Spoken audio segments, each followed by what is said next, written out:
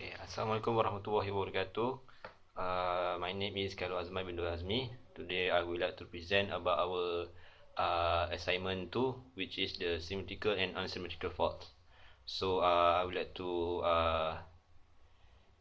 introduce my group member, which is Mohamad Zahid bin Kamaruzaman, Mohamad Razi Hafizhat, and Afnan Rusyaidi.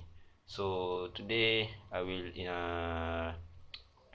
present the introduction of our assignment. So basically, the fault can be divided into two, which is symmetrical and unsymmetrical faults. For symmetrical faults, the faults occur at the same phase, in the three-phase system. So which is it called a balanced system. So the fault current in the three phase is the same. So for the unsymmetrical faults, it can be divided into three, which is single line to ground faults, line to line faults, and double line to ground faults. So in this assignment, we given task to do the simulation part and the manual part. So the simulation part, Razi Hafizhat will explain a bit later. So I will pass this to my friend Razi to explain it. Okay, hi.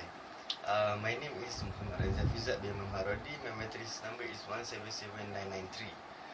Okay, now I will explain about the simulation part that we're using to calculate the fault analysis. Fault analysis by using MATLAB. We're using the software MATLAB as our simulator. Okay, nothing much to say. I just want to show what the coding we are using and how we get the result for the analysis. Okay, this is based on the circuit that we have chosen and the bus that we determine where the fault will be. Okay, and we can see all of that in the simulation. This is the software that we're using to calculate the fault analysis by using the MATLAB. Okay, so you can see here calculate the fault at bus 2 because we put the fault at bus 2, the symmetrical fault, line to ground fault, double line to ground fault, and line to line fault. Okay, we need to calculate this, and this is our coding for the fault. Okay, the 5-bus system, we use the 5-bus system, and then positive sequence parameters is the positive sequence data. You see 5-bus 5 by 5 matrix per sequence data. And then the negative sequence parameters in negative sequence data is equals to positive sequence data. We declare it like that. And then this is the zero sequence data, 5 by 5 matrix also. And then we move to positive sequence metric, Z1 bus. This is the metric for the Z1 bus. And then we declare that Z2 bus equal to Z1 bus. And then the zero sequence metric Z0 bus is like this. Okay, and then after we have done all that, we will declare all the necessary information to calculate the fault. Then we use the formula pre-fault voltage at all buses. This is a voltage pre-fault at all the buses 1.05, 1.1, 1, 1, and 1, all the 5 bus. So this is the coding for the to analyze the fault, symmetrical fault, positive sequence data, Z1 bus, and voltage pre-fault, line to ground fault, double line to ground fault, and line to line fault. After all of this, then we run. After we run, it will the command window will looks like this. With the 3-phase balance for analysis at bus 2, this is the result. And then the fault impedance. The fault impedance, we put a 0 ZF, and then here the generated result, total fault current 1.4380 per unit. And this is the result for bus voltages during fault in per unit, voltage magnitude and the angle at all the 5 bus during the fault. This is the line current for the fault at bus number 2. You can see here bus number 2 is fault. Current magnitude and the angle degrees. And then that is the symmetrical fault. We move to unsymmetrical fault, which is a line to ground fault analysis. The same faulted at bus number 2, and the impedance is still 0. The single line to ground fault at bus number 2, total fault current is 3.0650 per unit, and this is the voltage magnitude at during the fault in per unit. Phase A, phase B, and phase C. Because it's unsymmetrical fault, it affects the 3 phase. And this is the line current for fault at bus number 2. Let's see, fault. Phase A, phase B, and phase C also. Same. And then this is we analyze for the double line to ground fault analysis. Okay. Faulted bus at number 2 also, and the impedance still 0. And then the result is total fault current is 8.4550 per unit. And also this is the bus voltages during the fault. Still have a phase A, phase B, and phase C, because this is double line to ground fault, unsymmetrical fault. Line to current for fault at bus number 2. This is the line current magnitude, phase A, phase B, and phase C. Okay, after that, line to line fault analysis. Bus number 2, and the impedance still 0, and the total fault current is 1.2453 per unit. And this is the bus voltages during the fault in per unit, phase A, phase B, and phase C. And this is a line current for fault at bus number 2, phase A, phase B, and phase C. Okay, that's all for the total analysis for the fault analysis for bus 2, number 2, using 3-phase analysis. Alright, then we compare it, the simulation, then compare it with the calculation later. Okay, that's all from me. Thank you. Assalamualaikum and good morning, Doctor. Okay, here I want to present our circuit and our metric form. Okay, here our circuit, we have a 5 bus, and then this is a positive data sequence and negative data sequence. Here 0 sequence, and then we have R and S for 0 sequence.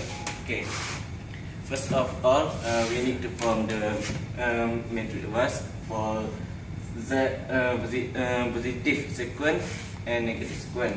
Okay, first of all, we start with line 0 to 1, and then line 1 to 2, and then we continue. Okay, then we continue the metric form with 0 to 3 and 2 to 3. After that, we use Cron reduction for eliminate line 4, and then form 3 metric. Okay, then we start with line 0 to 4 and 1 to 4. Then we make a chrome reduction.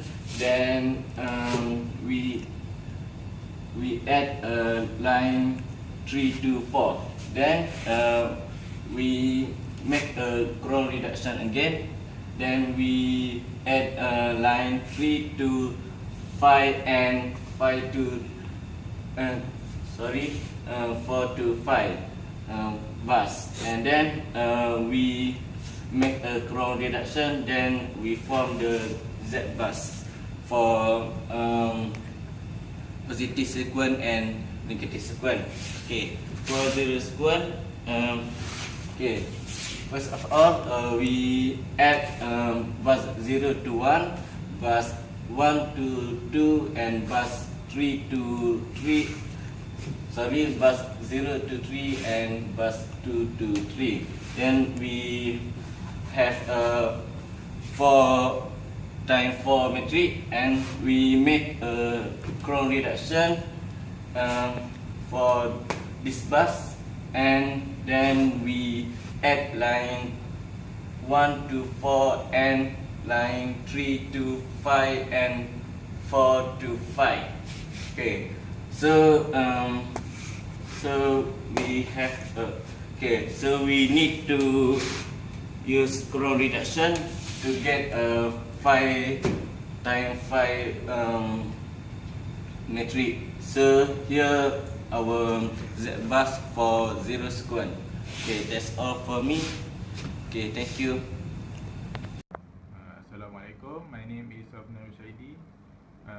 Today I will explain about the manual calculation for our circuit. So first of all, we calculate the three-phase fault. So first, we use this formula.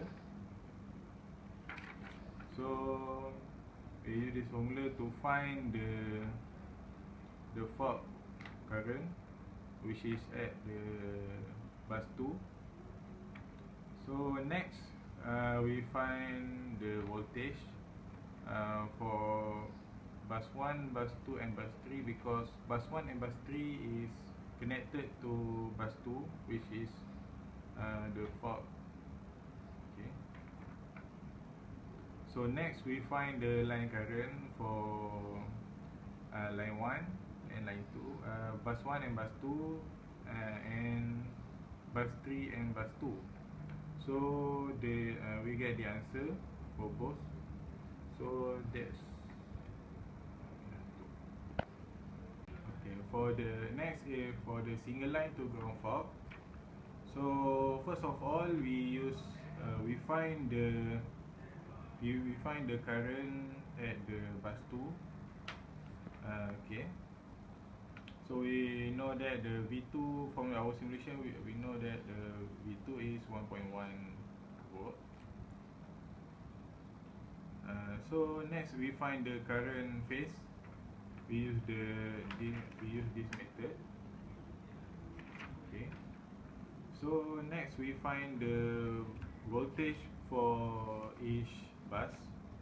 So we calculate each bus and each sequence, which is the 3 sequence, which is 0, 1 and 2. So after that we find the voltage for each bus. We use this to find the line current phase. So this is our answer. Okay, that's all. Okay, next, for the line to line fault, as we know, the line to line fault is same like the single line to ground fault. The difference is how to find the fault current. So the rest is same. So first of all, we find the V2, which is at voltage at the bus 2. So we use the formula this formula to find the current at bus 2. So next is we find the phase current, which is same as before. So after that, we find the voltage at each bus, which is bus 1, bus 2 and bus 3. So we find the voltage at each sequence. After that, we find the line current, which is 1, 2, bus 1 and bus 2, and bus 2 and bus 3. So after that, we find the current phase. So you can see here for the current phase for line 32, this is the answer. So for the line 1, bus 1 and bus 2, this is the answer. So that's all. Okay, for next, we explain about double line to ground fault. So first of all, we find first we have to find the I2, which is current at bus 2. So the formula is is different from before. So first we find the current at bus 2 at sequence 1 first. This is important. So next we find the I2 at sequence 2. So the last one is we find the I2 at sequence 0.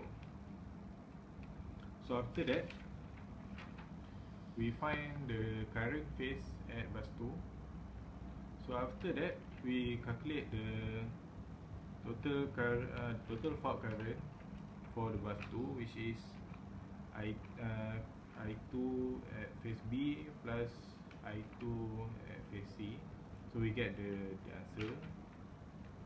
So next, we find the voltage for each bus, which is V1, V2 and V3 for each sequence. So after that, we find the line current for bus 1 and bus 2. So we find this is the for bus 1 and bus 2 only.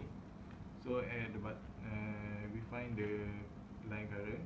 So at the bottom, we find the current phase.